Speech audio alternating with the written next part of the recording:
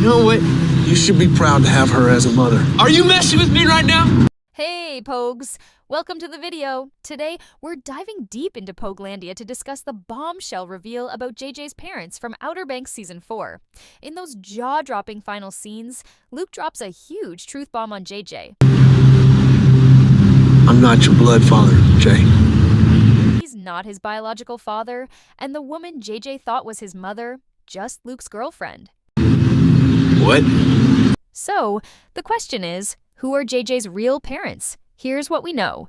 Luke tells JJ that his real mother was Larissa Jenrette, daughter of Wes Jenrette, and a direct descendant of Francis Jenrette, the guy who killed Blackbeard and his wife, Elizabeth.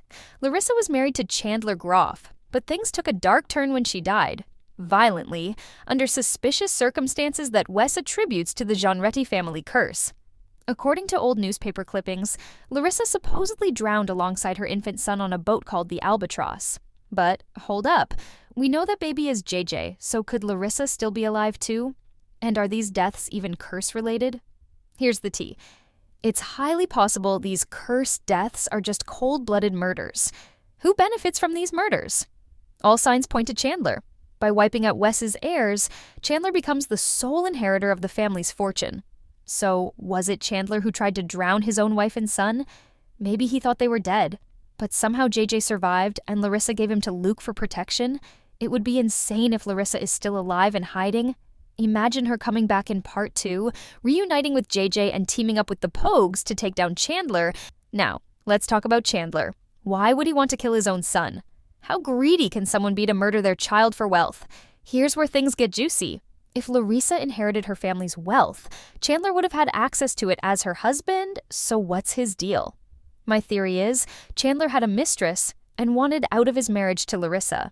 But, of course, he still wanted the money, so the next step? Kill everyone in line for the inheritance. But here's another wild theory. What if JJ wasn't Chandler's son at all? What if Larissa had JJ with someone else?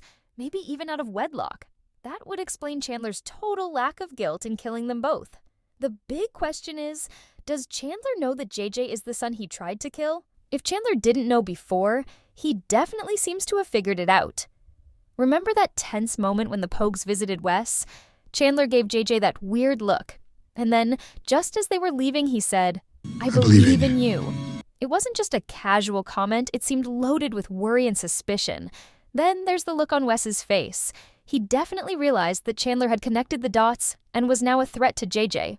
It explains why Wes immediately wrote that letter to JJ and, knowing he couldn't trust Chandler, made sure the butler delivered it. Now, let's talk about Part 2. JJ now knows Chandler is his real father, and Chandler knows JJ survived. What's next?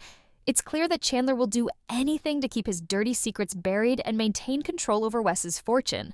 He'll definitely try to take JJ out, because if he doesn't, JJ could inherit the entire Jenrette fortune and expose him for all the murders, including Wes. JJ's going to have to team up with the other Pogues to stay ahead of Chandler. They'll need to dig into all the shady dealings, uncover the truth behind the murders, and make sure Chandler pays for everything. If they can gather enough evidence, maybe they can get Chandler arrested. And once Chandler is out of the picture, JJ will likely inherit his grandfather's wealth and gain control over the estate. During this showdown, I'm betting the Pogues will stumble upon more clues leading them to Goat Island's treasure, so they'll have even more to celebrate. Part 2 is definitely going to be a wild ride, with both the Jenrette inheritance and Blackbeard's treasure in play. Let me know in the comments who you think JJ's real father is. Do you think it's Chandler, or could it be someone else entirely? Also, what are your expectations for Part 2? How do you think the story will unfold with all the new revelations and the treasure hunt for Goat Island?